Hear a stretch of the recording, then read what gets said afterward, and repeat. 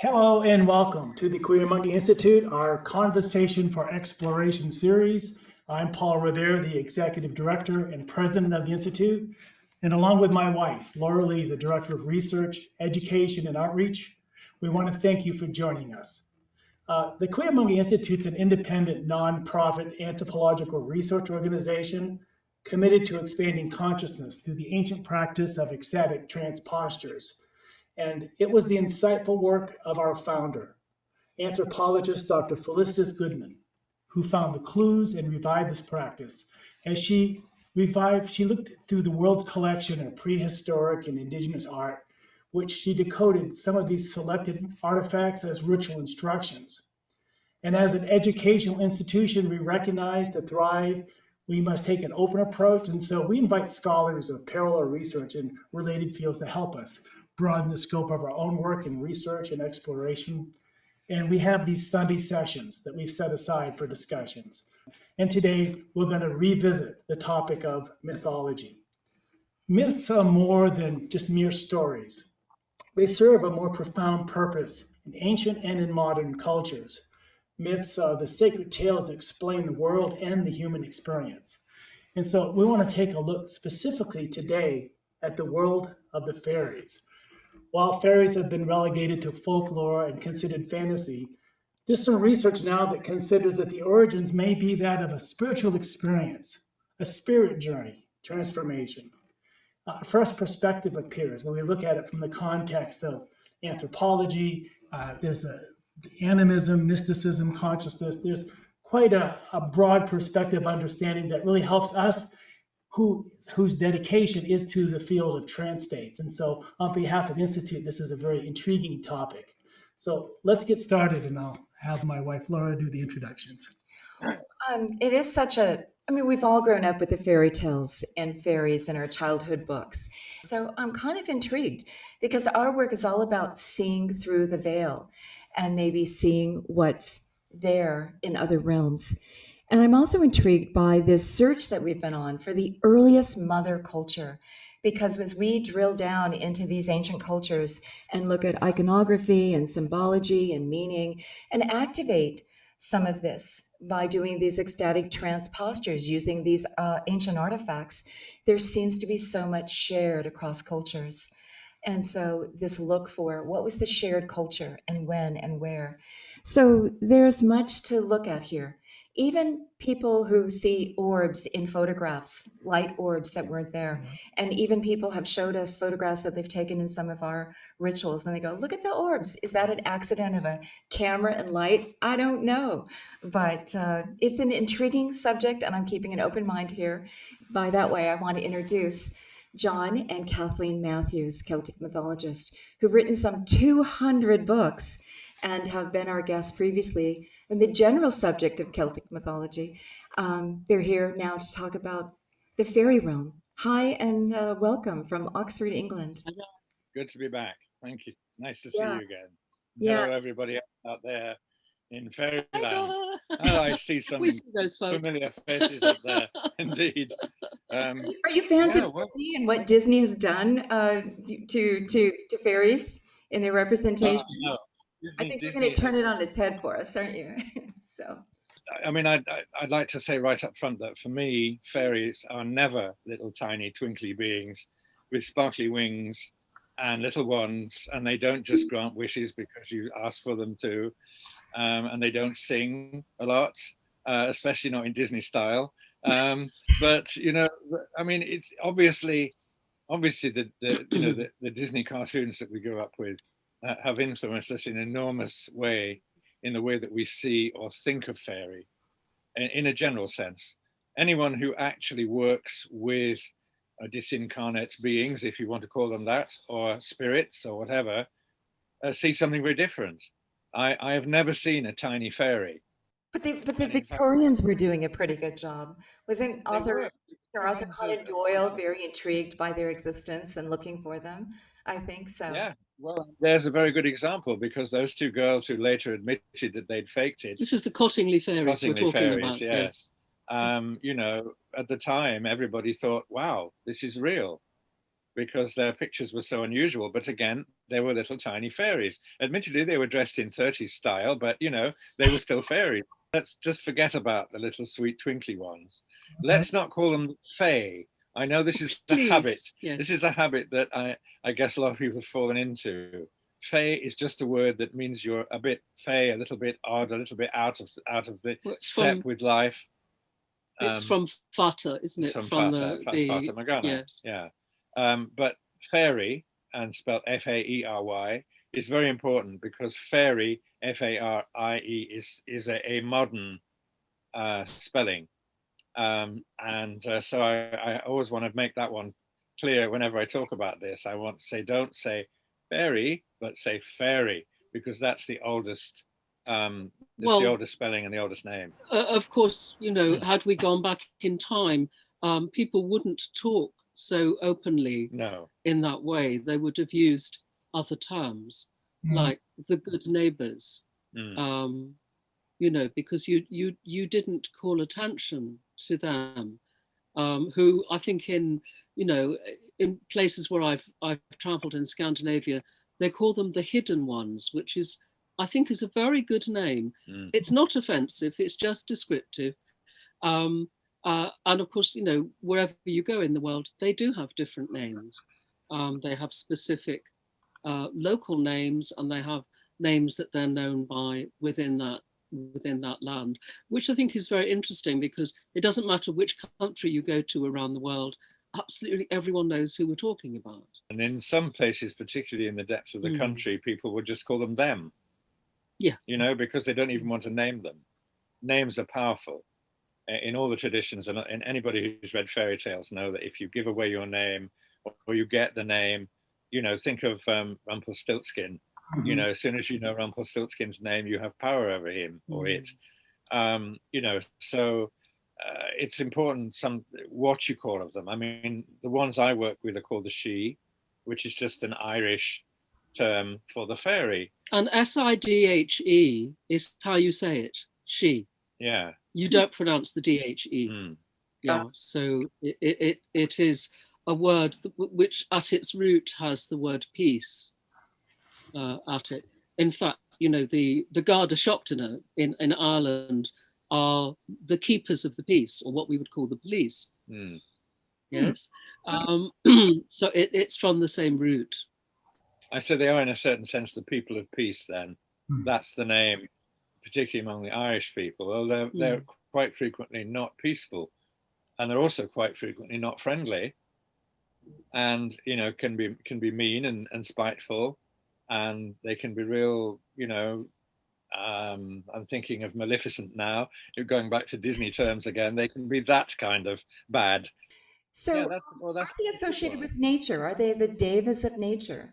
And what's the nature connection? For me, not exactly. Well, the word deva is an Eastern word, and it's not one. It was one that came into vogue around the time of Theosophy in the late 19th century, when people were encouraged to think of them as elemental spirits. But wherever you look in the world, and, you know, I've only made a fairly decent study of European and indeed Northwestern European matters, that these are the people whom everyone recognizes, and that they are a race of their own. So there is actually a Scottish legend which was reported by Roderick MacNeill in 1871, who talks about how the fairies came into being. And the story, of course, you know, is taken back to a biblical route, but to an apocryphal biblical route, where it says that, you know, that Lucifer decided he would leave heaven because things were not being done according to his desire. And so, taking his band with him, he left heaven. And then the other angels called to the Almighty and said, look, the doors of heaven are open. And what was happening, as would happen if you were on a submarine or in an aeroplane, is that because the doors of heaven were open, a lot of other angels were sucked out because of the force of that leaving. And in fact, the phrase in the Irish, in the Scottish Gaelic story is, you could hear the grate of the lightning of Lucifer's step as he was going across the threshold of heaven. And so the Almighty came to attention and saw what was happening and closed the gate of heaven and said, so let those who are in stay in, and those who are out stay out. And Lucifer and his lot went to the nether regions of hell. But those who were in the in-between places lodged where they could, and they became the people of peace. Oh, interesting. Kind of betwixt so in that story, the fairies are actually angels in a way. So yeah, so it's very interesting. It's an interesting connection, but it's one that's, I think, been largely forgotten and neglected over the years because of the folklore. I mean, let's face it, we're talking about folklore on one level here, as you mentioned in your introduction, because it's that that tells us most of what we know. It's fairy tales, yes, but it's also folklore who tell us about fairies who you should leave a saucer of milk out for because they'll curse your cows, or they'll make your corn turn sour. They're not always friendly by any means. And there are, according to Celtic tradition anyway, two groups who are known as the Seelie court and the unseelie court. And this simply means the blessed and the unblessed. Not quite so blessed. Yes, absolutely. No matter who is there on the other side, there's this tradition of leaving an offering, propitiating them, making them happy, be they the ghosts of your ancestors or the spirits of nature or this fairy realm. Another one of the things when you do any research on this and speak to people, or if you look into something like Evans Vence's The Fairy Faith in Celtic Countries, which was done in the early 20th century, he went round before the days of radio and television and actually spoke to country people. And it became very clear that some of them had the fallen angel story, but a lot more of them had a tradition that when their loved ones died, they went to live with them. And so that there was a sense of the fairy beings being ancestral, which is very interesting. And it's quite common as well. Even in Spirited Away, that wonderful Japanese animated, they have this tradition of if you step over the threshold into their realm, don't eat anything. And so shows the parents partaking of a feast, and they're stuck there, and the little girl knows not to. So there's that tradition. There's a rule set of what happens if you fall into the fairy realm. So do you want to speak to some of those traditions? Yeah, there are loads of things like that. I mean, not eating and drinking is certainly one of the main ones, because the idea is that if you partake of something of that realm, then you become part of that realm, and then you can't get back to this one. And because time is different there, you could go in there and you can have a nice day in fairyland and come back and find 100 years have passed out here. So many stories tell that. The thing about names is another one. About not giving your name or not asking for their name. There's a lot of politeness, I think, involved, isn't there? Well, I think these are what I would call the courtesies of fairyland, which is that there are certain things when people say, well, how should we be with the hidden people? And it's like, well, you only have to read any fairy story at all, and you have the full particulars of this, don't you? They're there to fall over. If you borrow something, you give it back. If you give your word, you keep your word. If you say you're going to be at the battle, you turn up with a sword. It's like all of the stories are about keeping your agreements and the minute that the agreements are broken, then the relationship between ourselves and the hidden ones is also broken. And this is where the story about not eating and drinking comes from, because if you're in accord with people, as you know, you can walk into someone's house. We used to have a friend who lived down the road, and she just treated us like her parents. She would come in, she would go straight to the fridge without even saying hello and just eat from it, right? And we were fine with that because, you know, that was who she was. Family. But you know, but they're family, and so there is a kind of a what I would call a consensual agreement whereby you can eat and drink in other people's places, and we are the same in our own society. We don't just walk into someone's kitchen and eat from the fridge or put on the kettle without asking. You know, we wait to be invited, and then we, because there has to be a time when we're no longer strangers, but we're kind of friends or we're kin. Mm. So, what is the fairy accord then, where these rules got broken? What happened? What's that story that you? I worked recently, as I spoke in the last program, on the 13th century text, the Elucidation, which, along with a lot of other European folk customs, tells of a time when there were maidens of the wells who dispensed food and drink from the wells. And these were fairy maidens. And there were fairy maidens who would offer hospitality to all who come there, or anyone who is thirsty or anyone who is hungry. So, and this custom goes on, as it does in various other folk customs and traditions and stories, until someone says, hey, this cup's really good. We could take this home with us, you know?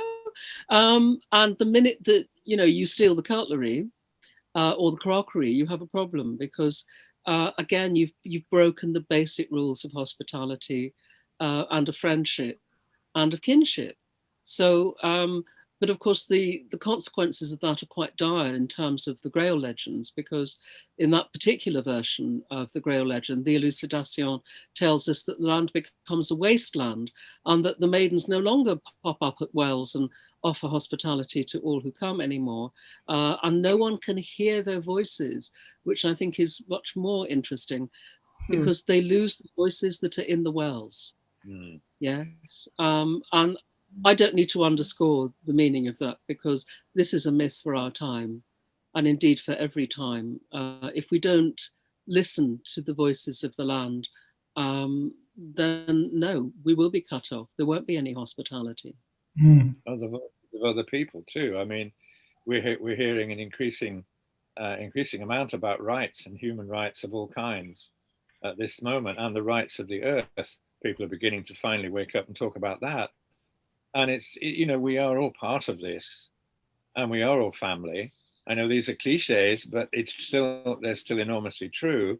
And I think one of the names for the fairy, one of the very many names, is the family. And I think that's where it all comes from, because, as Kathleen rightly says, if you go into someone's house and, you know, help yourself to their food and steal a nice cup or a vase or something that takes your eye, you're not going to be friends for very long. And I think it's the same with the fairy people. But there are, as I said, two distinct camps there, who have been dubbed the Seelie and the Unseelie. And the Seelie are the ones who are okay and will talk to us. The Unseelie really don't like us at all, and would like, if they could, to do us any harm. But also, I think, you know, we all understand neighborliness. And if your neighbor parks their car in your drive, there is a problem. You have to talk about it, you know. And what we charmingly call a neighborly dispute is actually war by tooth and nail, because once your neighbor doesn't like you, they'll do all manner of horrible things, you know, cut your hedges down, you know, poison your pet, and so on. You know, some very nasty things can happen. And the reason that they've done that is because they feel that you have trespassed. Well, I mean, So there is, hello, haven't we trespassed the way that we're treating the earth and the environment and all of the grievances? They have a long list of grievances against us, I would say. So, we have a friend who is from Ireland, from a quite old family, and she tells the story of one of her uncles deciding when he was, and this is a very familiar tale, you've probably heard this thing often, but he decided he wants to plough this particular field. There's a tree growing in the middle of it. He wants to knock it down. Everyone says, don't do that, it's a fairy tree. But he goes, rubbish. and goes and cuts it down. 2 people in the family died the following day. Everybody else was in a sick state for months afterwards, until 2 of the members of the family, including our friend, went back to the field, apologized to the fairies, made some offerings, and said, we're going to replant what's left of the tree and let it grow again. After that, everything got better. Now, you can call that superstition if you like, but it's a physical manifestation. But we know of that, this. you know, there was a very international incident that happened in Northern Ireland. The DeLorean car plant was actually situated in a place where there was a fairy thorn. And of course, they wanted to landscape and make it look lovely in a nice sort of corporate way. And so they just quietly tidied this tree away, and the DeLorean car plant was no more. Oh, interesting. Well, okay, let's get back to Midsummer's Night's Dream and Shakespeare taking these very old stories and then telling them anew for his day. The fairy king and queen are at odds, and the human couples are all mixed up and crazy until the fairies start to mend their ways. That affects the human relations, and then the world can go back to right. So this very old idea that as it is in nature, there's discord, and we create discord as well. So there's this direct relation. In Shakespeare's time, the fairies were already beginning to be cute. Yes. In fact, there's a poem of the time, Farewell, Rewards and Fairies, which you can go away and look up. But it's about, you know, the fairies aren't around like they used to be. And if we take a step back into the time of Chaucer, we see the same thing in The Wife of Bath's Tale, where Chaucer says, you know, but of course, you know, the fairies aren't around like they used to be. And it's just like one of these memes that keeps on returning in literature, that in the same way that, you know, in my day, you know, it was not like this. Well, that's absolutely true. I mean, the further back you go, the less friendly they are as well. That's quite noticeable. I mean, there's an old tradition which I know has been much frowned upon and shot down in flames these days, but I still think there's something in it, and that is the old idea that the people of the fairy people who, in this context, and that's not an old term, I'll call the little dark people, went underground because they were driven underground. They are in fact the original natives of this country who were sent underground by the incoming waves of invading people from other countries and other parts of the world. That was Lord Raglan's theory, wasn't it? It was. Yeah. And I said nowadays it's very much, but there's something about that. And the fact that the fairies are always seen, in our tradition anyway, as living under the hill. You know, they hide down there, and there's a whole world down there. There's a story in the early medieval Irish retellings of stories about the Tuatha De Danann, and it's a 15th century transcription, but it's a much earlier story. But it's interesting because it's got that dialogue of traditional religion and Christianity in it, and it's called the tale of the 2 milking pails, and it tells of the time when the next invasion of Ireland was coming. So the Tuatha De Danann had been their place, and then suddenly the next lot of people were coming in, and they were reduced to living in the Hollow Hills. And the story is about how the different mounds of Ireland are apportioned to the different Shee hills, because a Sheehan in Ireland is a fairy hill, yes?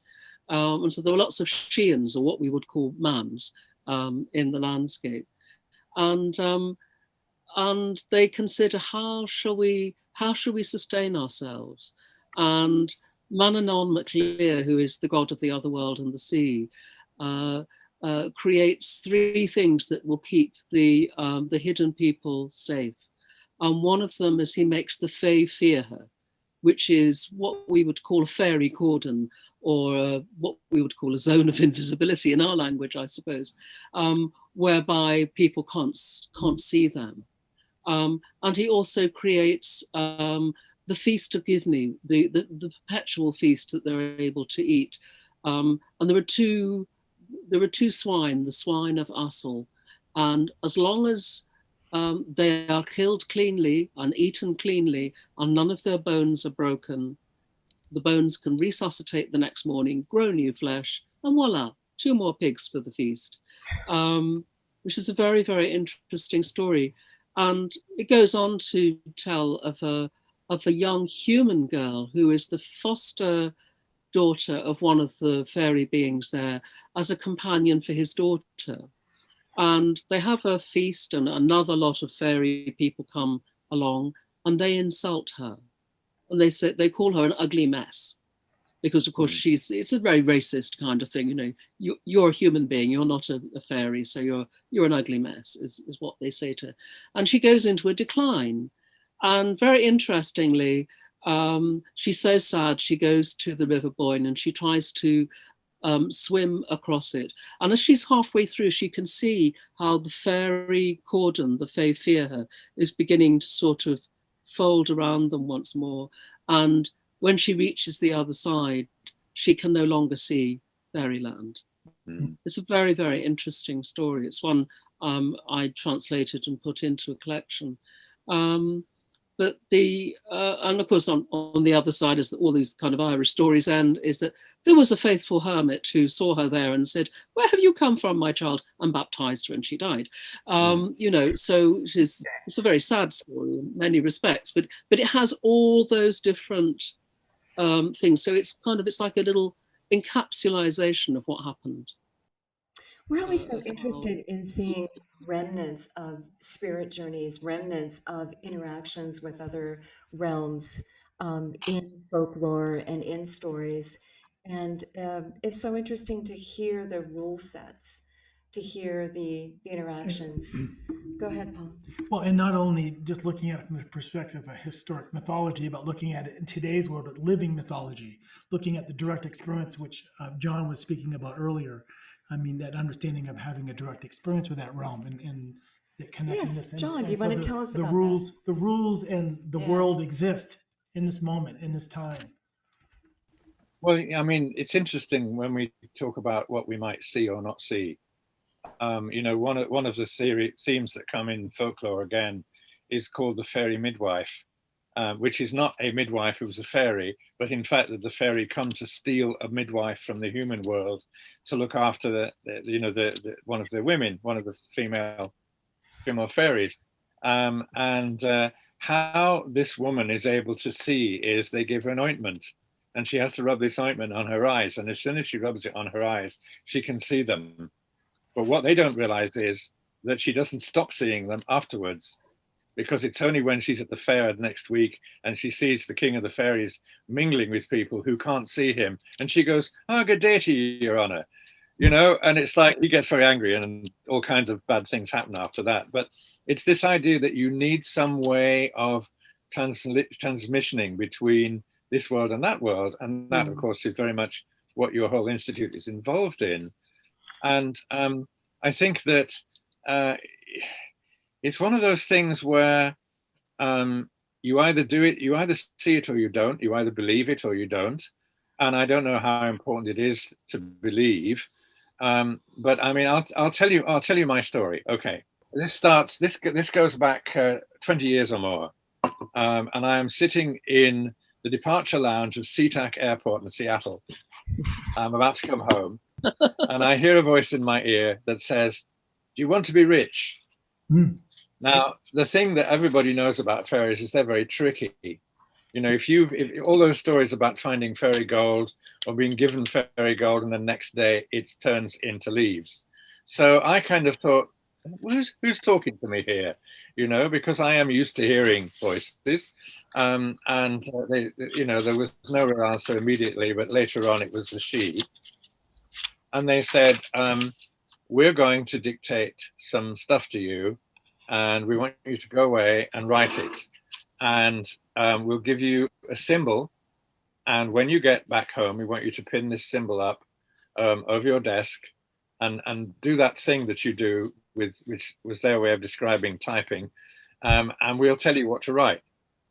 Now, I had, until this time, often said quite publicly that I thought most received stuff was rubbish.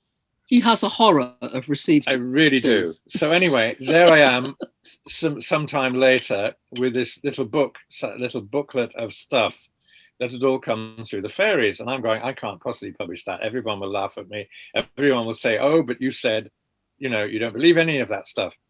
Well, so I sat on it for a very long time. I had this manuscript knocking around, and I kept showing it to one or two people, at least one of whom I think is listening.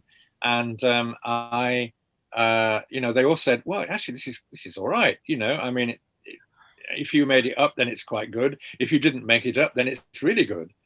And one of the very first things that they said to me was that they occupy the same space as us, but on a different level. So what we do to the world and what we do to each other affects them. Yeah. And that has been a theme that has been kept going throughout the 20 odd years that I've carried on listening to them and writing down what they said. That you cannot do harm to something here without it having some effect in fairy, and you can't do something in fairy without it having some effect here. Our worlds are linked, whether we like it or not, and they're in different dimensions, certainly. And I tried very hard to find out what their dimension looked like, and all they could say was, "We live in a blue world." And I couldn't see that. I couldn't be shown that at all. I just couldn't grasp it, and I still can't grasp it. Whether it was blue liquid, water, I don't know. But anyway, the main point, the important thing is that world and this world overlap each other. They occupy the same space. Right. So anyway, to cut a long story short, I was told that I would be contacted, and I put my symbol up over my computer, and nothing happened for a bit. And then I received a phone call from an archaeologist in Ireland who I knew, who said, "We've just found a new site, and we think we'd like you to come and have a look at it because there's something really interesting here." So off I went to a place not far from Dublin. I'm not allowed to say where, for reasons that you'll understand. And basically, it was an old mound that had been just excavated, and you had to get down on your stomach and slide down inside to get to it. And inside was some light, and there was a slab of stone with an inscription, with a diagram on it, a design. I'll put this up, see if you can see this. Hang on a moment. So there is the cover of the book that I went on to write, and the glyph, which is called the Great Glyph, was what was carved on the stone at the back of this little underground place.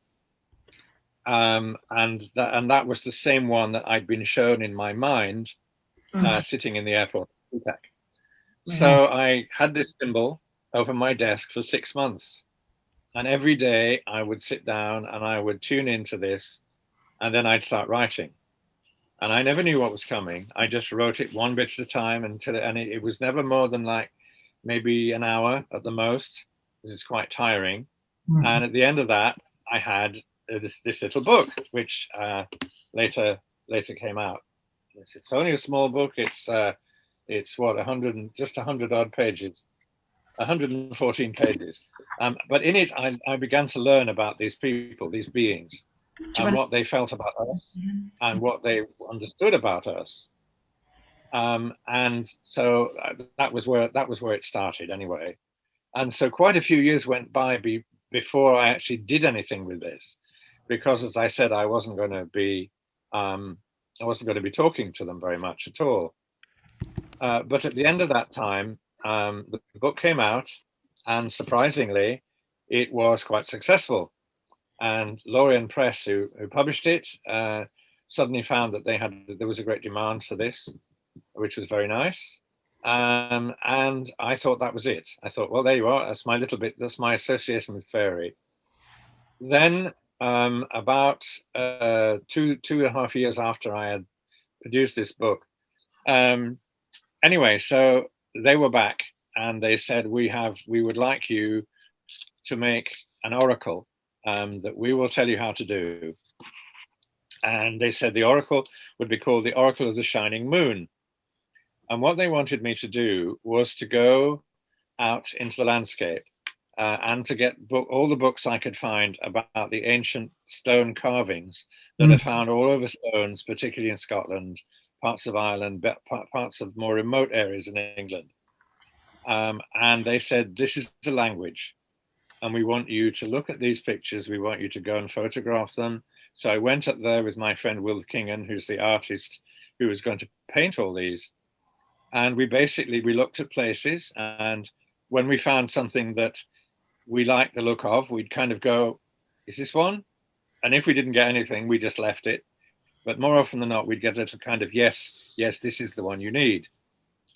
Then we started looking through lots of books of photos of these same things. And again, it was the same thing. When we did something that they wanted us to include, we just included it. So we ended up with 40 cards for this particular set. And it was to be called the Oracle of the Shining Moon because these symbols were activated by moonlight. And some of this we saw for ourselves. We would look at these things and the moon would come down and suddenly they would leap into focus as though they were literally glowing. It was quite a spooky experience. So I'm going to do share screen again. These are 4 of the cards from the Shining Moon Oracle.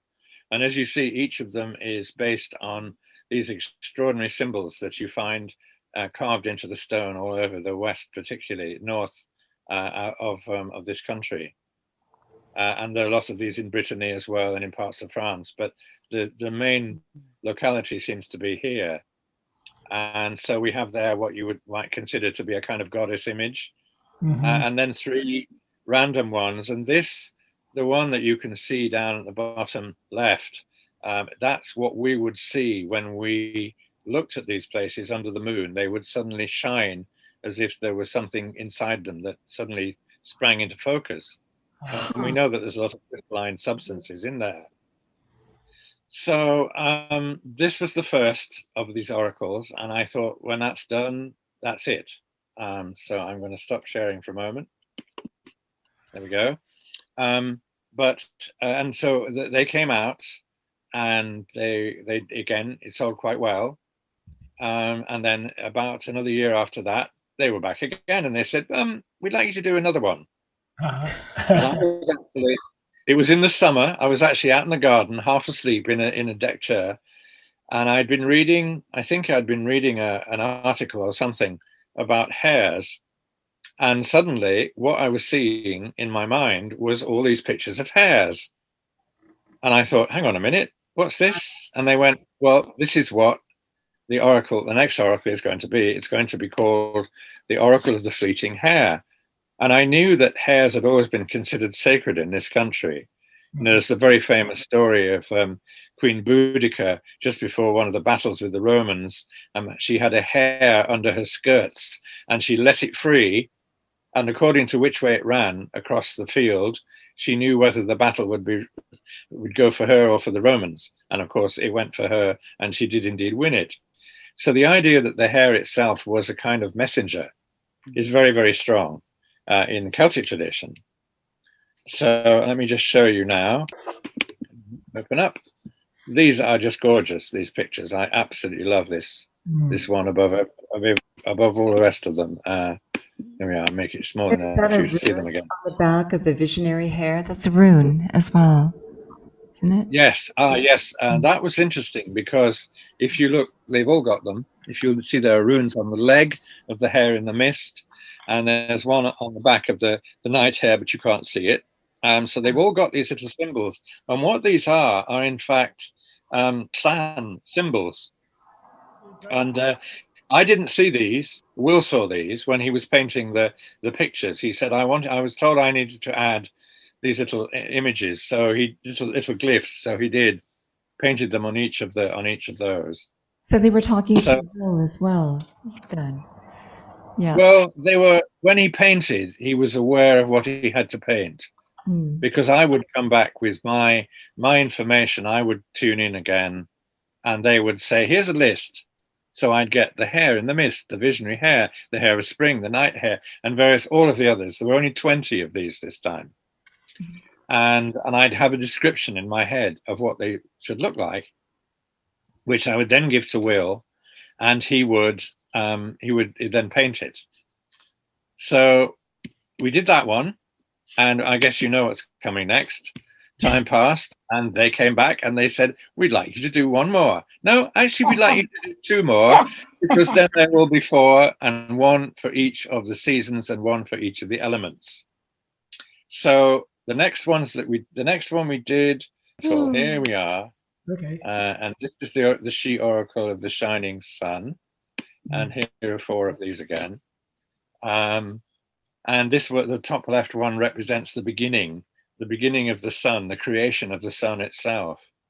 And the one to the right of that is the children of the sun, which somehow suggests that we are descended from the energies that come from the sun itself. Then on the bottom left, we have the sun and the moon in the sky at the same time, which is always considered to be very lucky, and a flight of geese, which is sacred to the Celts, flying across there. And in the last one, the bottom right, is the heart of the sun, which literally is the great cosmic explosion, if you like. And each of these, I should say, by the way, are also accompanied by little messages from the Shee each time.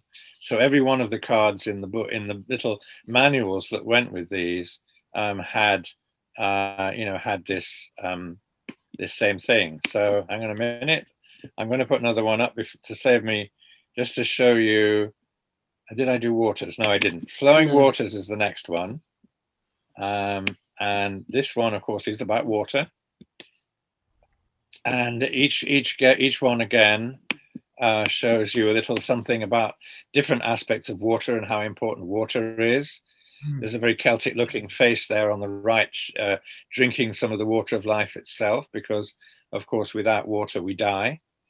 There's the Churning Water, which is one of the great whirlpools found in the north of this country, between the islands, which Corryvreckan I'm thinking about particularly. Yes.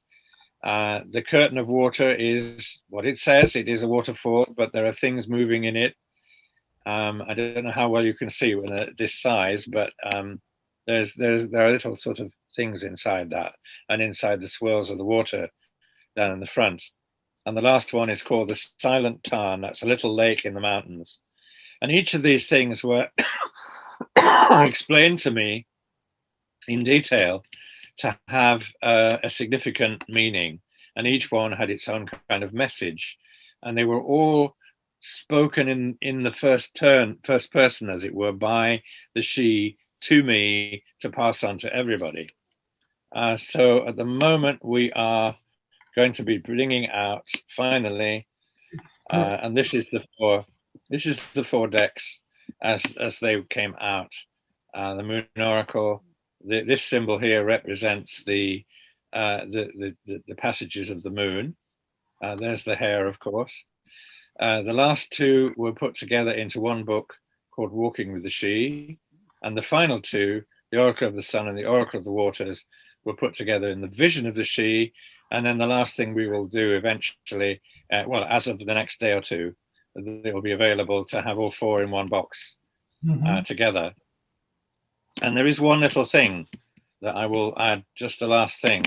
As I was putting all of these things together, I had a message from them, which I'd like to read. If you can bear with me for a minute. It's very short. We'd been talking about the future of humanity, literally, about all the things that were going on at the moment with the pandemic, with all the restlessness that's going on in the world. And their answer was a bit grim, but it had a good message in the end. And they said, the new direction you have sought for so long is close at hand, closer than ever before in both our histories. Many things have been brought together and many more are dissolving in this very moment. Everything now depends on what choice you make as a species, race by race, country by country. The earth is listening. The holes in the fabric of our world and yours, so closely related, have become larger, and a drifting apart has begun. Be it understood that both our peoples will continue, but the paths we have walked together these many days may begin to diverge. Listen well to these words. The choices you make are essential. They may not be the ones you considered or for which you prepared yourself, but they will bring about great change. For good or ill, you've taken fresh steps. Remember this as the times change. Remember, the earth is listening. And that last message, the last message really, came with this picture, which was an extra card called The Last Star. And they basically said that when the end of time came and the only thing left in the heavens was one star, we would somehow see that. So that was kind of that's been my long-term connection with the fairy people as the Shee over the last 20 years, longer now, 25 years nearly. I so And appreciate anybody who had speaks their truth and follows the cues and just owns it. So thank you for sharing that. Thank you, John. Yeah. So that was a long ramble, but No, it was I fascinating don't story. very often. Well, we're hoping that in December we'll be able to bring some of this teaching to the public, because although they've been published, we've not worked in person with people. John's not worked just, I think, once in America. Yes, once in Seattle again, yeah. And together with the work I've been doing with the Fairy Accord, we thought we would, so I've received quite a lot of material at Hawkwood College, which is where we've done a lot of work for the last 35 years. And so this time at Hawkwood College, we're meeting up the first weekend of December to do Healing the Fairy Accord and to look at what's required of us, really, I think. Yeah, it's so refreshing for me because, as we look at the world of spirit, as we look at all the different cultures around the world as an institute, and it's wonderful to look at it from a Celtic perspective because we don't get that a lot, and it's nice for us to hear those. The terminology may be different. The imagery, the glyphs that you showed us, we see very similar glyphs worldwide in different cultures, and so it's something in our trances we're seeing, and also in all our the time. direct experience. It's true. We don't just see them; we're twirling with the trances. That's We're true. going through the That's true. vortexes. So it's so much fun to have you and Clive and Lynn come on and give us that perspective as well. And David Elkington, of course. There's a Reiki symbol, which is, I've been told several times now, is similar to this one, but not exactly the same. And the interesting thing with that Shee glyph is that it's been picked up by lots of people, because the Shee at the beginning were very clear. This is not just for me. This is for everybody. Mm-hmm. And so there's no copyright. It's not copyright the Shee company. And it's appeared in about half a dozen tarot decks in other different places. I've recently finished a new tarot plug called the Goblin Market Tarot, based on the famous poem by Christina Rossetti. And the artist who I worked on with it, I told him about the Shee glyph, and next minute it's in every single picture in this tarot. And also our friend Emily Carding, who did a Shee tarot herself, added it in there.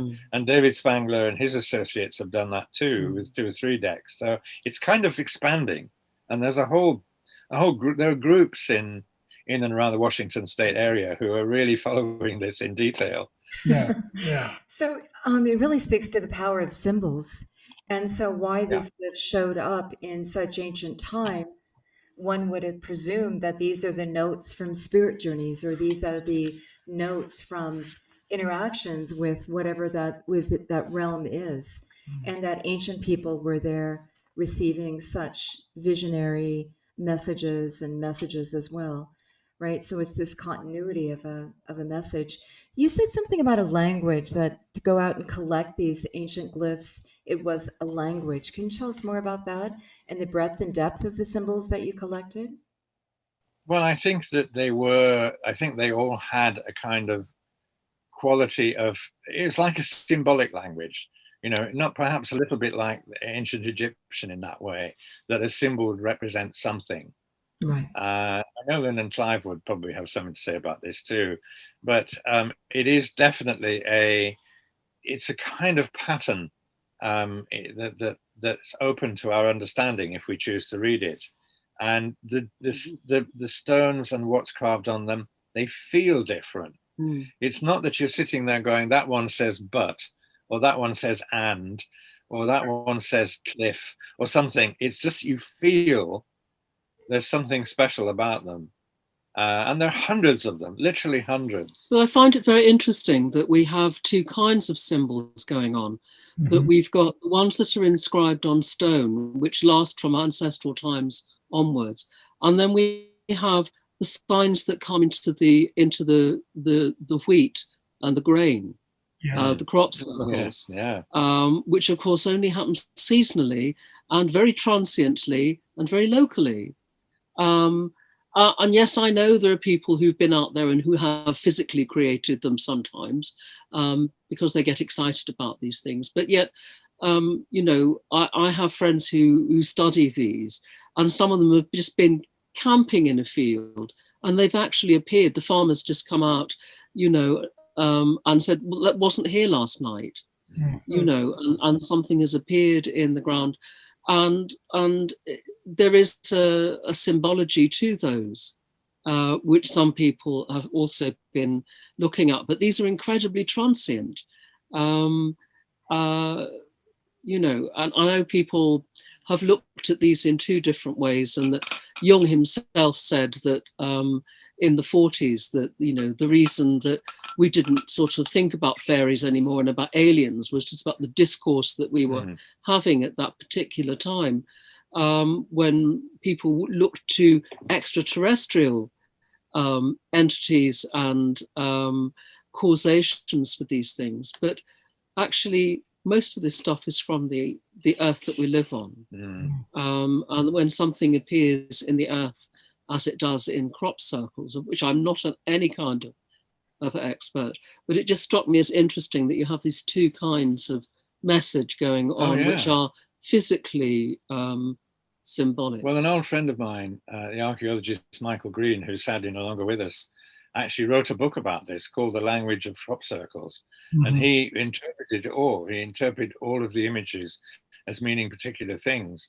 And he said that they were messages from the earth and from the fairy beings. So there are parallels there, definitely. I think that symbols strike us so deep, more so than words. I mean, words, letters, and putting them together, that's just a much later and very useful way of communicating. But when you go down to symbol and what it transmits somehow on deeper levels, is such a primal language and so shared throughout the world. Symbols, sounds. What are you going to say? I was going to say there's such a resonance with the concept that it's coming from Earth, because it's an easy explanation Earth's to own glyphs. to say, oh, this is coming from extraterrestrial, but it's more, there's something really meaningful when you say, no, this is Earth speaking. Yeah, exactly. I mean, I think that's what people understood about the crop circles in our time, and perhaps they understood better about that in the ancient times when they carved these things on the stones. I mean, we can recognize constellations carved on there. So they were looking at the heavens, they were looking at the moon and copying what they saw and putting it on the stones because they knew it was important. But I think that when it comes to the earth, it's very interesting because, you know, one of the ancient methods of communication, which is in all the fairy stories of the world, is about dance. And of course, if you were to dance around a crop circle, which would be quite possible, you know, with a good pair of feet on you, then it's like, what would happen? A cellular understanding that awakens in our bodies, because we don't dance on the land anymore.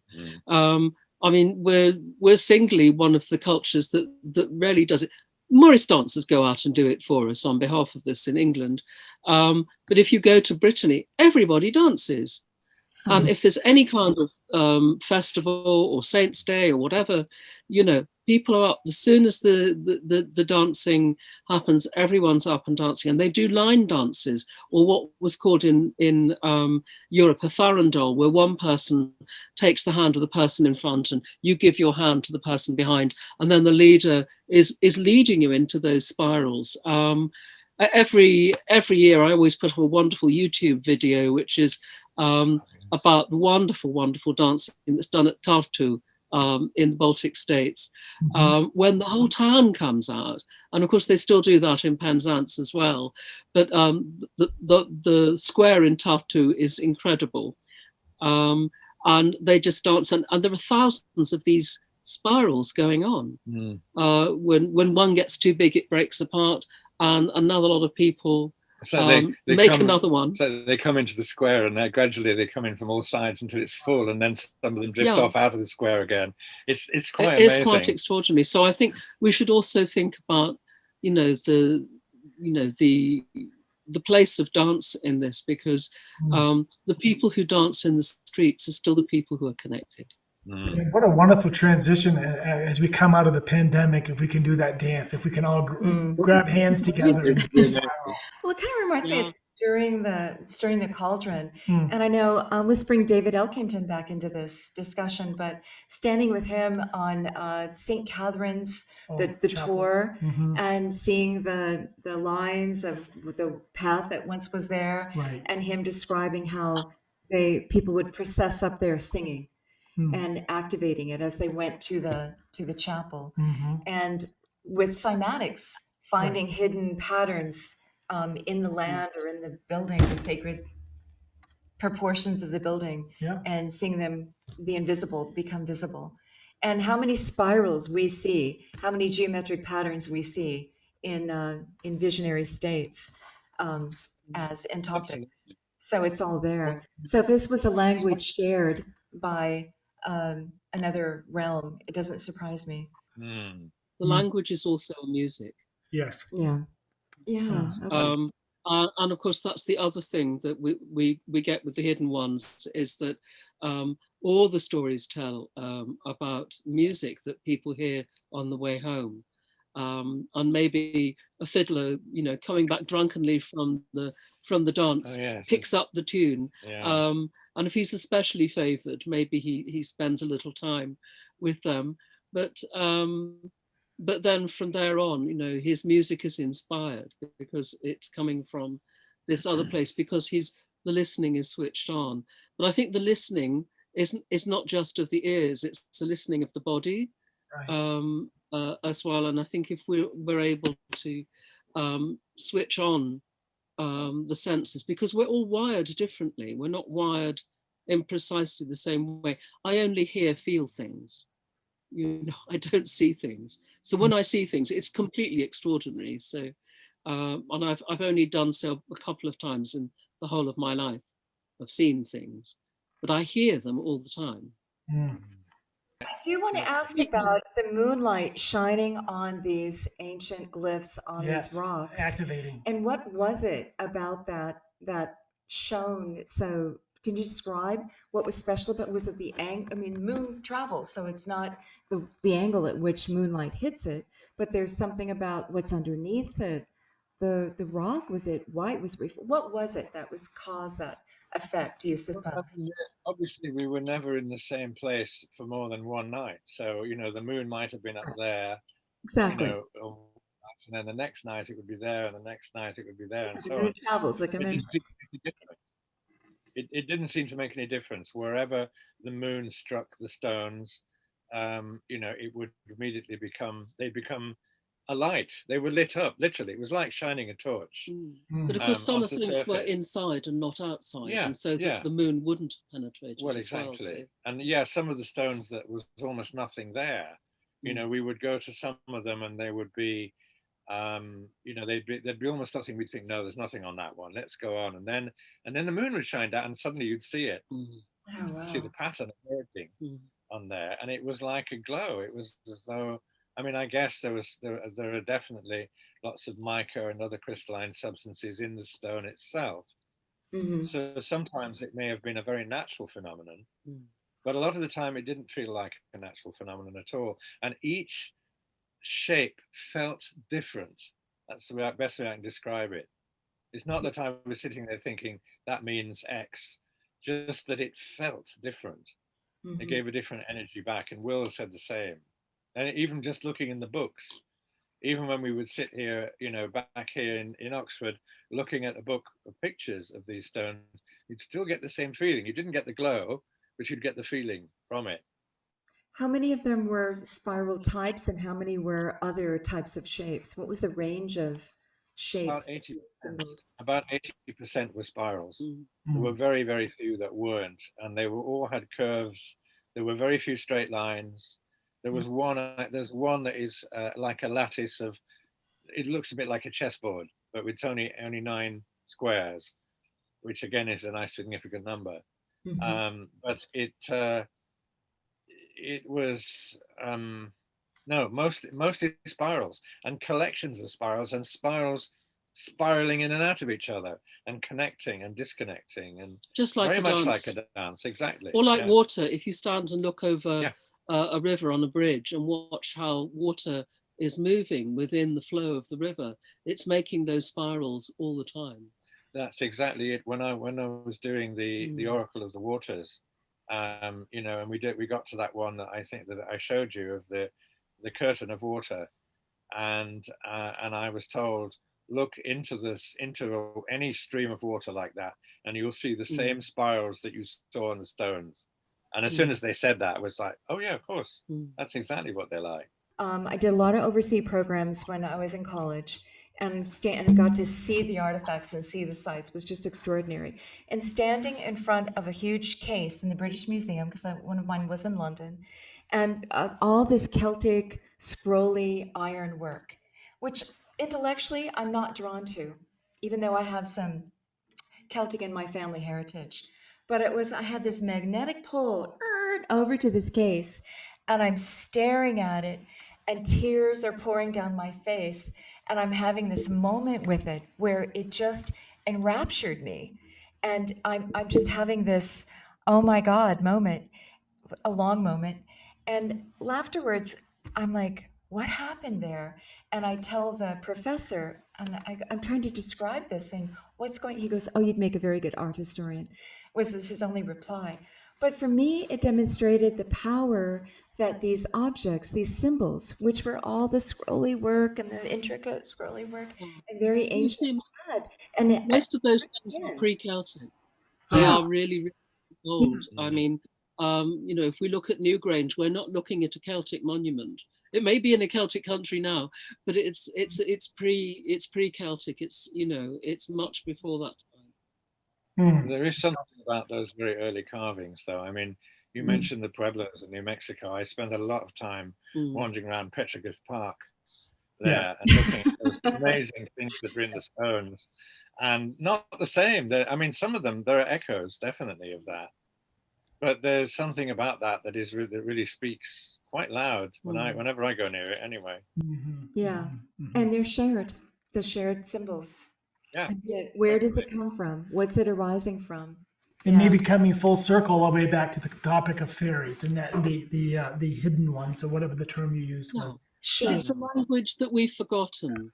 Yes. It's a language we've forgotten, and if it's coming up at this level to remind us, then it's about being able to speak that again, and that's not about becoming desperately technical. Although there is obviously a deep and complex technicality within it, but that of itself, it is about listening with the flow of that spiral, whether it's in your dance, whether it's in your song, whether it's in the eyes of your fingers, or your hair or your feet. These are the places that we take in knowledge and understand things. These are the transmission points by which things come in and out of us. And I know that in Navajo tradition that they have a similar thing about the spirals on the hands and feet, and the spiral of the hair. That these are places that the winds go in and out of. I've done a lot of work with the winds and came across that, that the Navajo also have this tradition, which is great. So, so there is something here that is speaking to us at a very, very deep level. And of course, let's not forget the paintings that are put on hands in India, where the henna, the henna pictures, which are almost all sparkle. Think about what our planet is doing. Our planet is revolving and going around in a spiral. There was a girl who, the moon goes like this. If we looked at it over 28 days, it actually does this in the sky. Interesting. It does this. Which is that was on the back of the card. Yes, the moon indeed. oracle card. So if we want to hear Earth speak, she would be speaking in the very dance that she is doing through the cosmos. Yeah. Last time we were with you, we talked a lot about shamanism, and of course, one of the things that you notice when you teach shamanism and when you teach people to journey is that when the spirits tell you things, they often don't. Well, they very seldom tell you in words. It seems to me. I don't know. Your experience may be different, but they have many dialects. True. They put in pictures and metaphor. And I remember, talking to one of my guides very early on and saying, why is it that everybody sees castles and knights or Merlin or encounters this, that, or the other? And they said, well, basically, we look inside your consciousness and we see what means this to you, and we pull that out and go, yeah, they'll understand that. So here, we'll use that one. But imagination is cultural. Yeah. Yes, none of us imagine Chinese pagodas. I mean, unless we're from China, or we've been studying the Tao Te Ching. They have their dragons, and we have our dragons too. Dragons are all over the world as well, like fairy peoples. They're they're universally known, and the reason all these things are universally known is because that they are perceptible to everyone when they're in a deeper state of consciousness. Exactly. And I think one of the things that struck me very much over the years, and it's something I've studied a lot, is the maze, the labyrinth. I mean, that is absolutely everywhere. And, as somebody pointed out to me many years ago, if you take a human brain out of the head and look at it, what does it look like? A labyrinth. And what are the metaphors? What do these metaphors tell us about the journey? One of my great friends for many years was the artist Michael Ayrton, who spent a lot of his life painting and drawing mazes and labyrinths, and he was obsessed with the story of the Minotaur. And he said the thing is that there are two kinds of maze. There are the mazes that show you that the best way from A to B is not necessarily a straight line, and the other kind of maze that shows you how many choices you have in which path you take. So, they've always struck me as being enormously important. And it relates to all of this. And, the fairy beings and beliefs that we've been talking about here, whether they're just infiltrating into my head or your heads or any of your heads from somewhere else, or whether they are part of folklore and tradition or myth and legend, they all have the same kind of message. They all talk to us in the same way. And they're constantly reminding us that we are part of something bigger, and that if we don't look out, we'll end up excluded. Yeah, and Goodman would say that the alternate reality and this reality are two sides of the same coin, similar to what your first message was. And we are in the position of saying this works. To go into this altered state, you can test it scientifically. That you've got beta and theta, unusual. Blood pressure drops, pulse rate rises, unusual. You've got a huge surge of endorphins, lessening of the stress hormones, beneficial. So you have a physiological imprint. There's probably a lot more going on. So we know that entering into a state. So we say, what are we contacting? Is it an other realm? Is it another dimension? Is it an expansion? We know it's kind of a hybrid brain state, waking and dreaming. Where is it? What is it? But it works if you think it's just between your own mind, and your mind is creating personas for you or imagery for you, or you hear things, or it's an expanded knowing, or it's universal mind. It doesn't matter. It works. It's beneficial. It's enjoyable. It's instructive. It's soothing. it's joyful. Those are all benefits. But whether it's Earth speaking to us, or ET speaking to us, or fairies speaking to us, or spirits, or ancestors, or whatever, it's a larger world that we can partake of.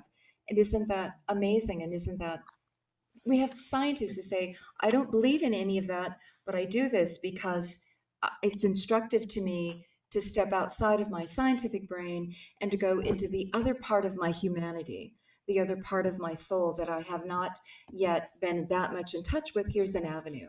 So whatever the avenue is, there's purpose. It makes us more human to be in, to engage with the universe and the earth. Beautiful. Go ahead, John. Go ahead, John. You know, in the sense those two worlds are growing closer. Yes. Scientific and spiritual. We see this all the time. Yeah. It's nice when science catches up, you know. Yeah. And maybe that's represented within the maybe. labyrinth as we go. Oh yeah. And we get closer and closer to the center and come back to ourselves. I think this is, you know, the recent book that that's just come out again under the title "The Art of Celtic Seership" sort of comes in here, because the manner in which we interface with that unseen realm is really is the technology in itself, which of course we haven't shared. No, I was just getting ready. Okay. The ability to be able to go into particular states of understanding, of course, is something that most people in our world are desperate to do. Whereas, of course, if we go back into the ancient world of our ancestors, it was the thing that nobody wanted to do, which is so interesting. That they really, if you were born with what in English is called the second sight, but actually Ankala actually means the two seeings at once, meaning you're seeing the physical tree and you're seeing, you know, the spiritual form of the tree. You're seeing the chair and you're seeing the last dead person who sat on the chair. This is not something that anyone ever wants to know. But of course, a lot of these skills, you know, were ones that were taught to people from the fairy worlds.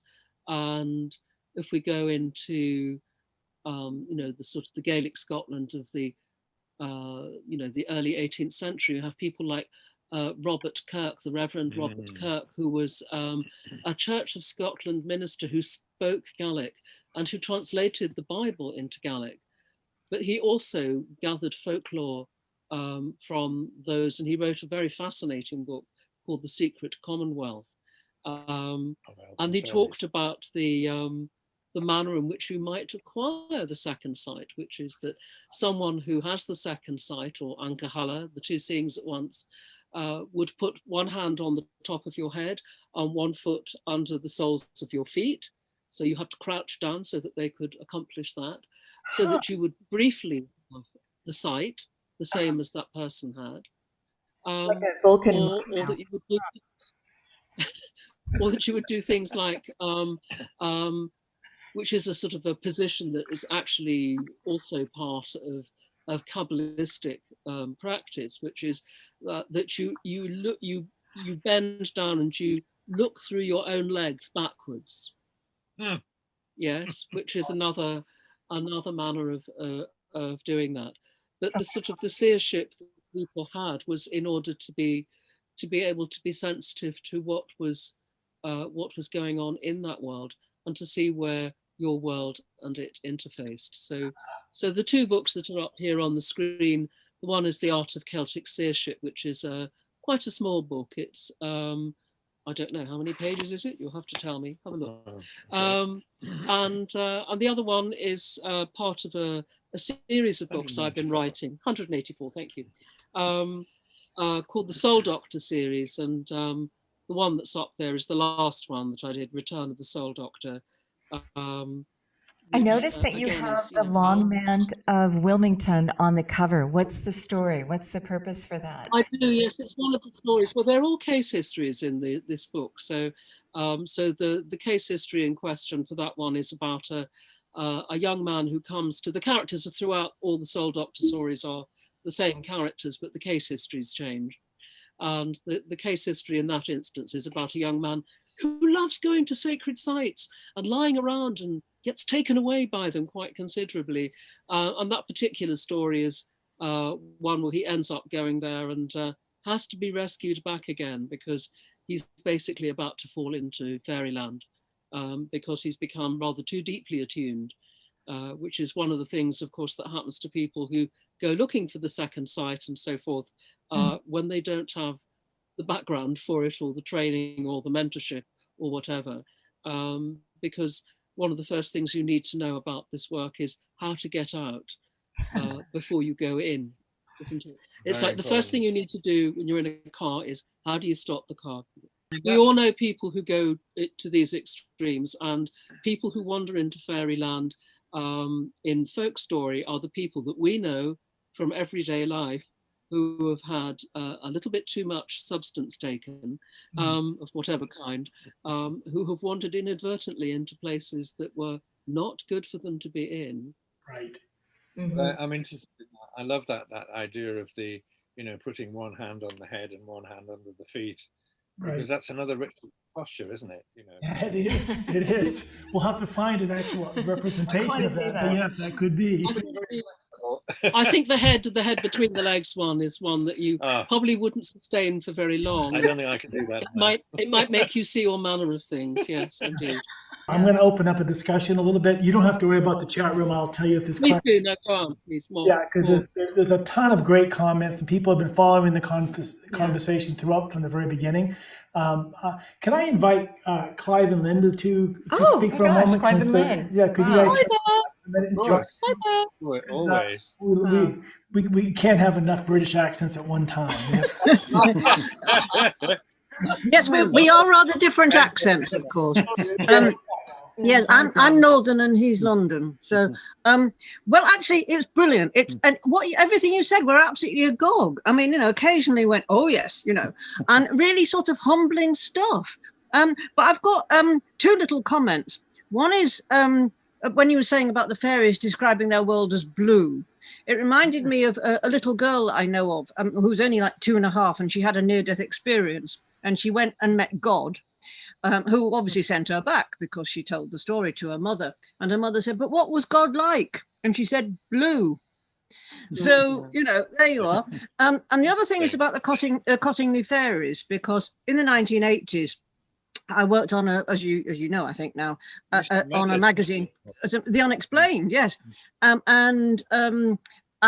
Because I worked on there, I was actually the second person in the entire world to hear the old lady's confession to faking the Cottingly fairies, because the researcher who had basically got the lady to confess on tape, obviously she was an old lady by then, Francis, he brought the tape immediately to the offices and just played it. And I was sitting there and I just, and he was just, he'd befriended her. I mean, not cynically, he genuinely befriended her, but, and they were talking about the old days in Cottingly, because he was a local man. And then he just said casually in exactly the same tone, how did you fake the pictures then, Francis? And she just laughed. She just laughed and she said, oh, well, she said, it was really easy. She said, we just cut the pictures out of, and she named a certain book that was really popular in those days. She'd cut the pictures out and prop them in the grass with hat pins. And then oh yes, well, but exactly, there is a twist to this tale, which most people just forget about. And the twist is that she said, but Joe, she said to the interviewer, she said, don't forget, though, we've talked about this before. We really did see fairies down by the stream. She said, and the reason we faked the pictures was because we kept trying to take pictures of the real fairies and it didn't work. So we wanted to have something to show people who didn't believe us. Yes.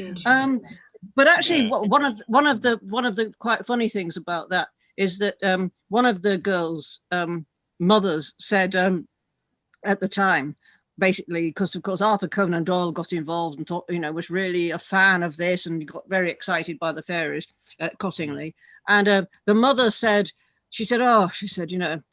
there's our Elsie fooling Arthur Conan Doyle, and her at the bottom of the class as well. You know, I mean, so But she had fooling the man who invented Sherlock Holmes. You know. I know. Wonderful. So yeah. Anyway, so those are my comments. And sorry, but That's a great story. I haven't read that chapter of your autobiography yet, but I will get to it tomorrow. I see. Well, it's all there. Yeah. Oh yeah, it's in the latest part. Yeah. Lynn is writing her memoirs. It's going to be a good read. Yeah. There's a lot of it. It is a good read. Very good read.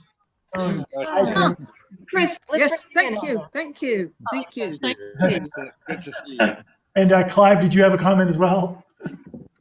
No, just as always, with John and Caitlin, everything they're saying is just remarkable, and I'm always kind of amazed at their experience and wisdom. But You have a story about whirlwinds, talking about spirals. Whirlwinds, yeah, it's a good point. Yeah. Yes, I do. And I don't want to take too much time. I too am working on a book on spirits, cross-cultural analysis as an anthropologist. And I do have a vignette of my own run-in with a Chindi, which is a Navajo, more malevolent spirit that wants to bring family members and others into death with them. And they spiral around the Southwest. They are very dangerous. And when one encounters that, you have to do the appropriate rituals to negotiate with that spirit, because it is extremely dangerous. And I witnessed one in 1993 on a very cold wintry day as we were going down a pit house, probably a kiva, and it was swirling around and picking up my notebook. I had one of these really cool Rubbermaid notebook clipboards, but I kept a big fat rubber band on it to do it. But we were digging really deep, and we didn't have OSHA requirements back then. For anybody who's an archaeologist, you have to shore things up and you get deep. So I was climbing on a bucket up out of the pit house, but at the same time, we were digging in November, and it was extremely cold, and we were coming up on groundwater, so the earth was frozen solid. We were picking through it in 5 centimeter levels theoretically, but kept coming out at 7 centimeters. But we're putting in buckets and letting it thaw out so we could get it through the 1/4-inch screen. Well, I look up and this whirlwind's coming at me, and my clipboard's on the other side of these buckets. And I'm with a really tall Zuni man. He's about 6 feet tall, which is really tall for the Zuni. And he's a wonderful person, just fun person to work with. Anyway, I'm trying to climb out of this pit because I know this whirlwind's coming out of us. And it picks up this clipboard, and then it pulls it a couple of feet over and then back and drops the clipboard.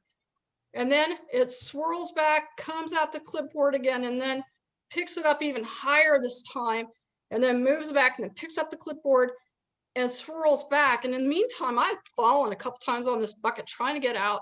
I'm going for the whirlwind finally, and on like the 4th assault, this thing actually whirls back, picks up my clipboard again along the rim of the pit house, kiva, flings it up really high in there. And then when it comes down, it looks like a fist hits it, and this thing buckles, and all my paperwork spirals up.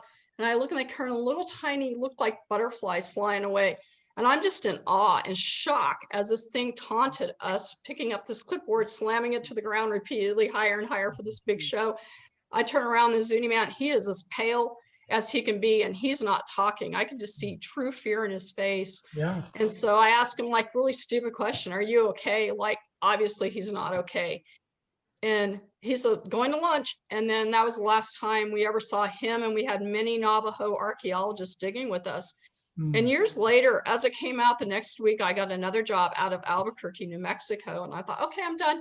I'm done with that unit. I'm done with that pit house. This was not good. And I then 10 years later, I'm talking to the owner of the company who was not in the field with us. And I said, whatever did you find in that kiva? And we had talked for a little bit. And then I told her the story.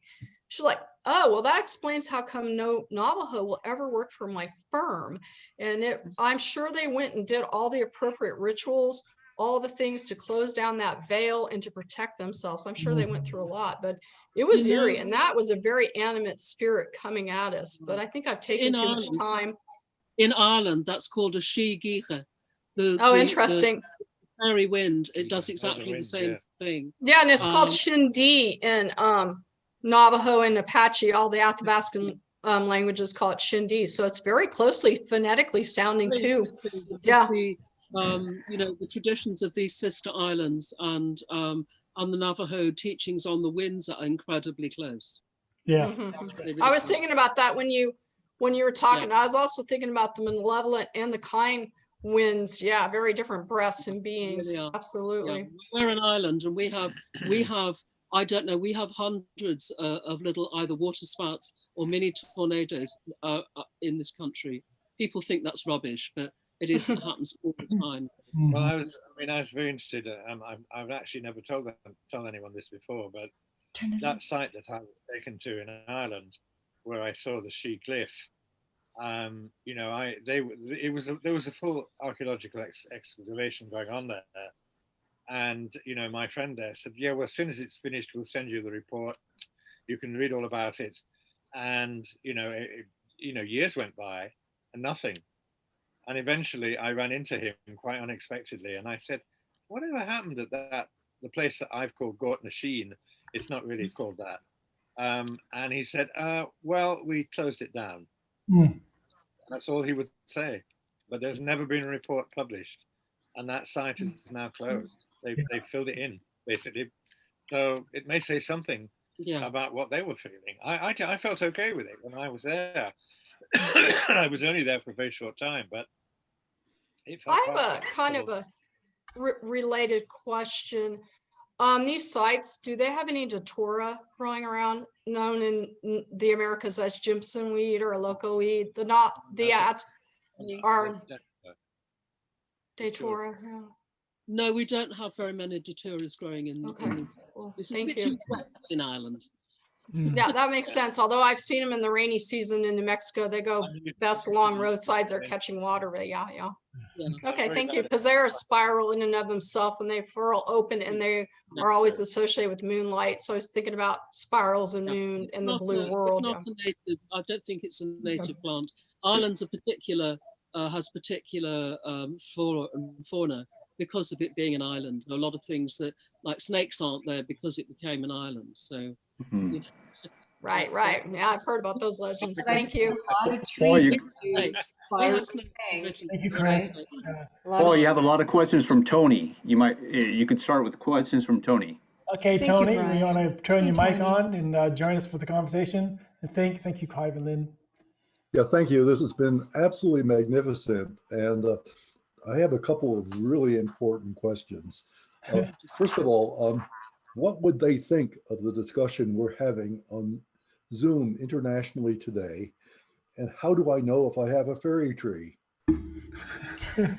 Ooh, okay, well, let me answer the Zoom question first. Quite a long time ago. It's funny how Seattle keeps coming into this. But I used to go out to Seattle a lot. I used to teach there every year. And I had I was doing a whole week there once on shamanism. And I don't know, I can't even remember now how it came up, but somebody said, was there any way you could have a kind of technological shamanism? And I went, of course not, because that's a contradiction. But then I had a really strong dream that same night that said, well, you have to understand something. When you, that is us as a species, sit in front of those windows, that screens, every day and join in talking as we are doing now, you are creating a space that is liminal, like the space in which we live.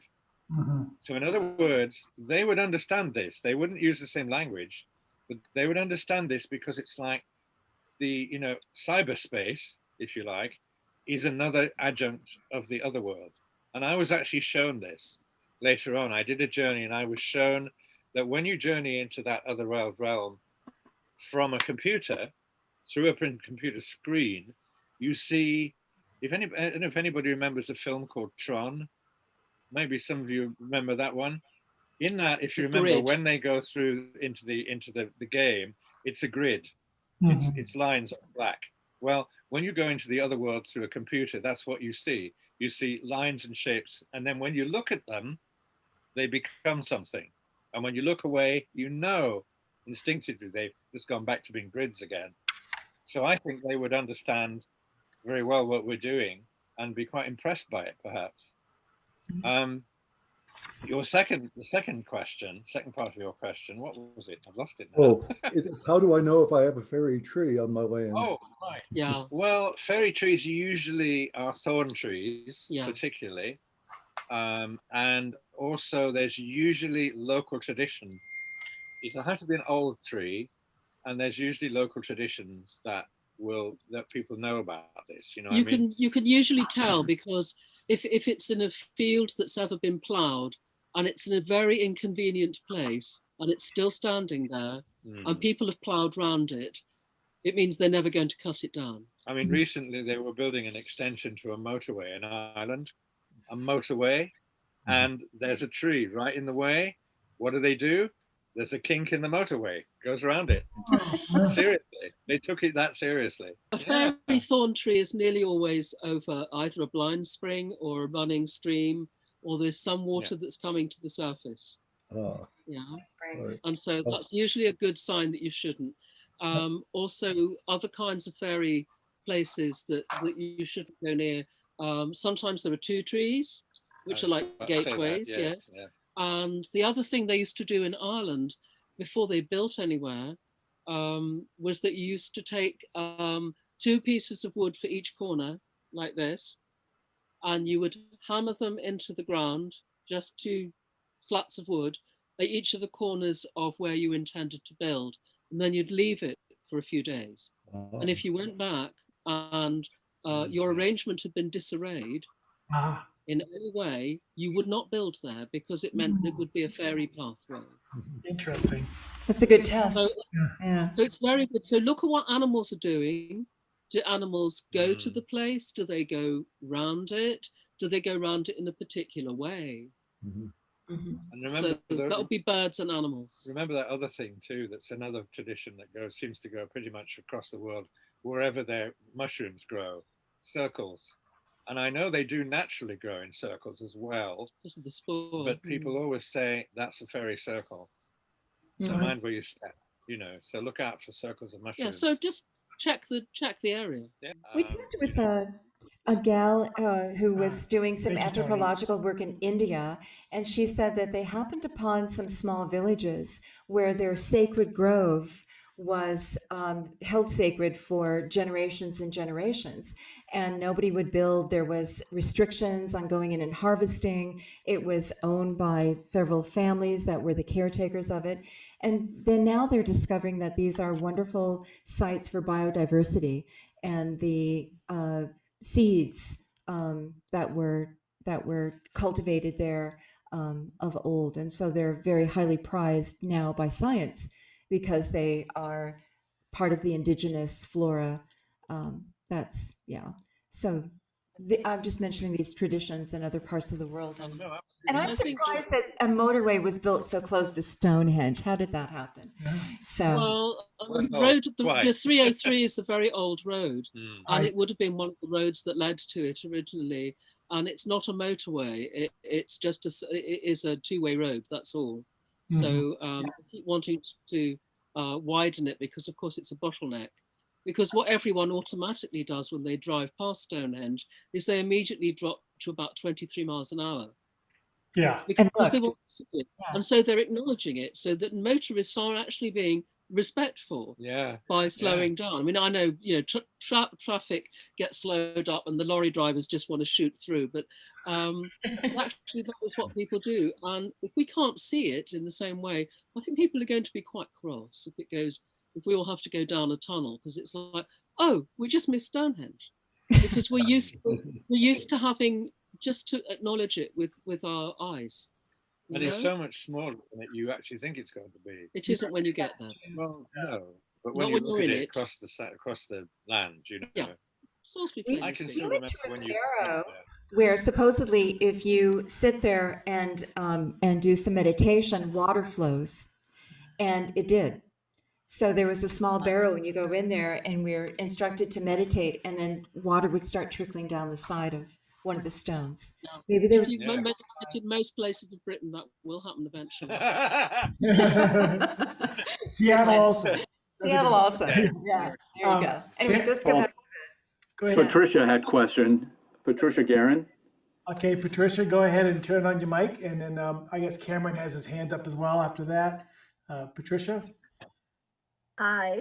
I can't see you. I told John and Kathleen that I have been stalking them for years. I have on my bookshelves that are now empty, so many of their 200 books. But I was particularly drawn into John's work when he put out the Shee book, because I had had communications myself and was trying to find other people who had. And that particular symbol that you have, I used, I was always a natural healer, but I learned Reiki and other different healing methods and taught them for years, but in my own particular way. And when that healing symbol or that symbol came through with the Shee book, I started using it for a healing class, that I would compare it sort of with Reiki, because people wanted Reiki in the United States, but I would be telling them, this is an ancient symbol, and trying to connect all the different symbolisms. I'm sorry, I haven't spoken to people in a long time, so I'm nervous. You're fine. Anyway, we used that symbol for the healing, and it was actually, it took over the classes. So I sort of bait and switched them. I told them they were doing Reiki, and I taught them Reiki very quickly, but then I explained to them the connection with the earth, and that was very important, and that symbol was, something of connection.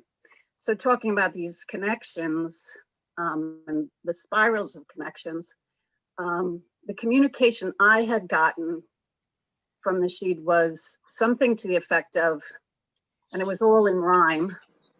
Okay. Yeah. Yeah. It's quite common. So they said, and it's copious, but that they were forming federations to try to reconnect, and your remembrance, the spiral of remembrance and belonging, was very important to that.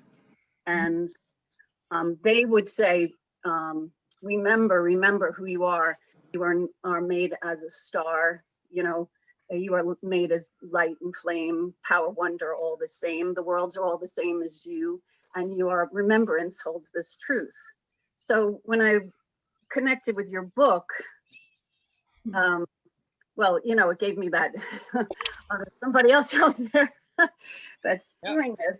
And I've been chasing the Shee path ever since. But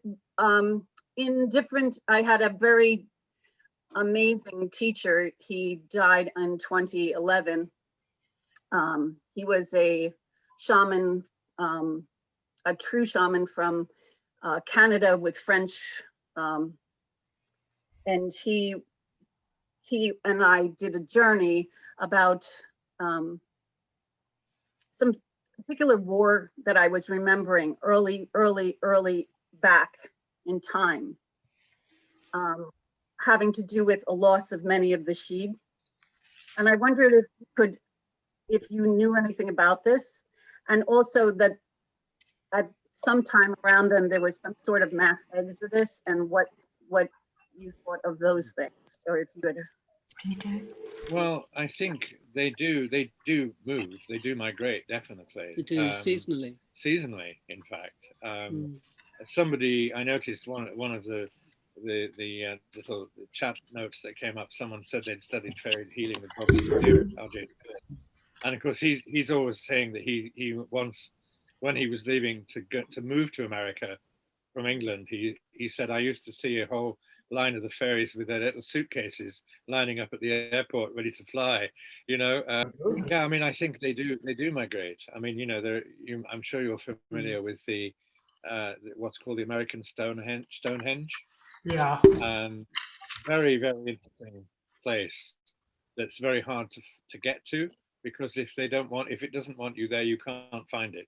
I remember driving around with a friend for several hours, in which we went round and round and round and round the place, and we could not find a track or a road that would get us in.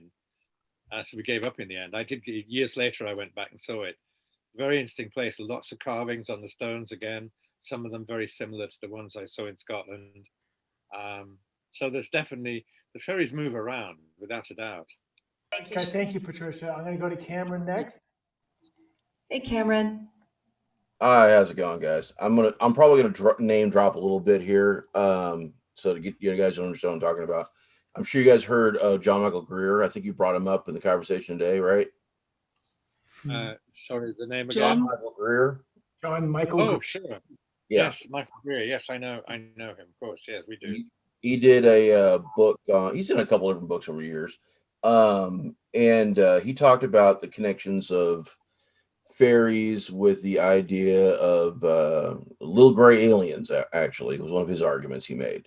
The idea that perhaps when people take certain substances, individuals go into a trance-like state, like they're taking DMT, whatever else, they end up interconnecting with these gray-looking aliens, and that they give them information that come back out of it again. Let me ask you a question. What is your position on this? Do you think that perhaps these ideas of gray aliens or whatever else is connected with this? Is this a representation of a modern variation of the fairy? Is that what's going on here? Yeah, I mean, my own experience is that they don't look anything like that. I've never seen that, but I mean, that's my experience only, in the same way that I guess Anton Wilson and John Michael Greer would say the same, probably. I had an argument with Wilson years and years and years ago back in Boston about this very thing, because oddly enough, I came into shamanism through drug taking because I was getting slightly addicted in my. That was my next question. That was my next question. But keep going. Yeah, but you know how it happened. What happened was that one of the people that helped me to get out of that said, "Do you realize that you can get exactly the same experience without any of the risks that you're taking by shooting up or whatever?"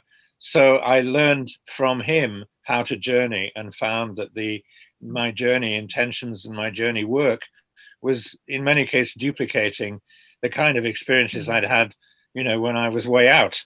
So, in a way, there are overlaps in all of the stories that you hear about people who, do take various things and get experiences. The only difference is that when you do it shamanically, if you do it properly and with the right preparation, it's much safer and you are more in control of what's going on. I think we live in a culture where we don't have elders who have known us since we were children, who know our body weight, who know our tendencies, who know exactly how we go when we go. And without that guidance, it's very difficult. I dare say for some it could be accelerated learning, but I've only ever got by on water and singing, and it worked pretty good for me. So that's what I say. But no, I've been aware of anything extraterrestrial, except by way of the great planetary beings, and those others in what would be called in Hermeticism the hierarchy of heaven. But no. I was also going to point out, ma'am, if you have a moment, some of the pictures you guys put up of your drawings, I could not help but notice that the color scheme you're using, the way you're painting them, whatever else, is very, very similar, in my mind at least, to peyote artwork I've seen out of Southwest. Yeah, possible, yeah. I think peyote is a sacred ceremony, and done in a sacred way. which is very different from sort of just dropping some acid or whatever. And, you know, we could have a long conversation about this, but this is probably not the place for it now. We've got just 5 minutes left, I think. So yeah, as far as I'm 90% sure that Will wasn't taking anything when he painted those. No. Put it that way. He was just tuning in. All right. But thanks for the describe for your them, comment. John. Okay, thank you, Cameron. Thanks, Cam. Can you describe what you see, John, when you see the fairy realm? What does that look like to you? Well, I don't know that I see the fairy realm. I see the beings who come and stand beside me when I'm typing sometimes. And they tend to look, I guess, well, to be honest, they look pretty much like Tolkien's elves, or like Alan Lee's version of Tolkien's elves. They're tall and slender, and they have, you know, very bright eyes, and I don't know about pointed ears, but that is coming from my consciousness, not theirs. They have not been able to show me. I've several times said, can you show me what you look like? But I remember that years and years ago, when I started working with Taliesin as an inner guide, and I know it wasn't Taliesin as in the 6th century bard, but a being that called itself that. And I said to him, what do you really look like? And he basically went like this and peeled off the exterior, and underneath was just light. And he said, if I'd appeared to you as a blob of light, would you have listened to me? And I said, I don't know, maybe not, you know. Goodman says the same thing, that the spirits show up to us in guises that are symbolic, that we feel comfortable with, that we know, because it's all about the communication and the message. And I also appreciate how even Carl Sagan in his book Contact and in the movie, where he wants to see hardware, I see a spirit journey. And where Jodie Foster's character is standing on a beach in this projected reality, and her father comes up to her, the one who had sent her to the stars in her appreciation of the stars. And she says, after talking with this being, "You're not my father." And he says, "No, I'm not, but we come to you in a form that you feel comfortable with." Right. Exactly. That's the way it works. Again, you've had something. I'd like to just read this little tiny quotation. It was collected by Lady Augusta Gregory in Ireland.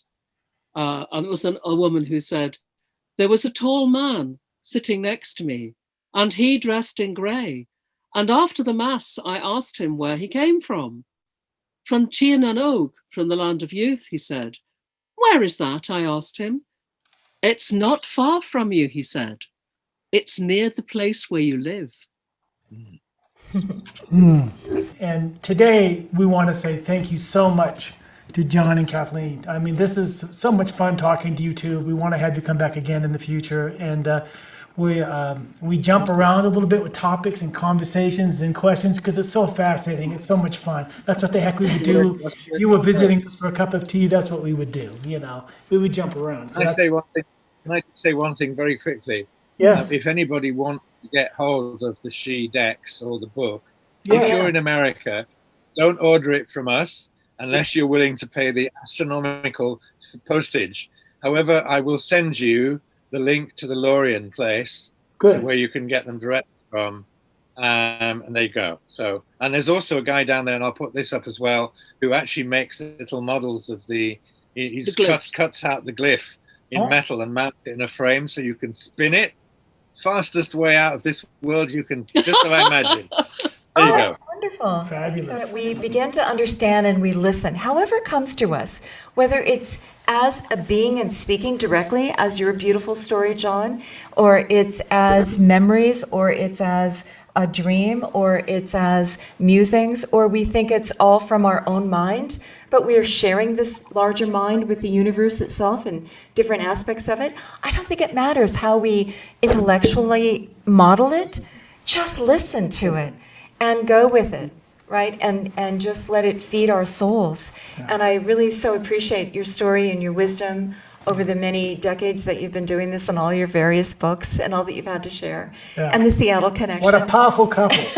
And all the great stories that we heard from our community. Well, of course, all sound is ripple.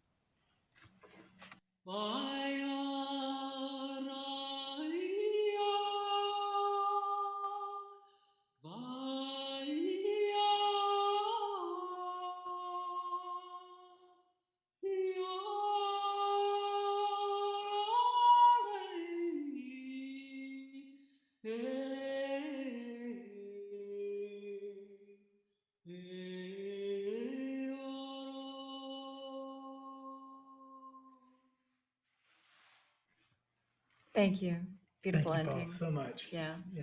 Appreciate that. Wishing you good health and Thank you. Thank you. Okay. Thanks, Bye bye. Thanks for listening, everybody.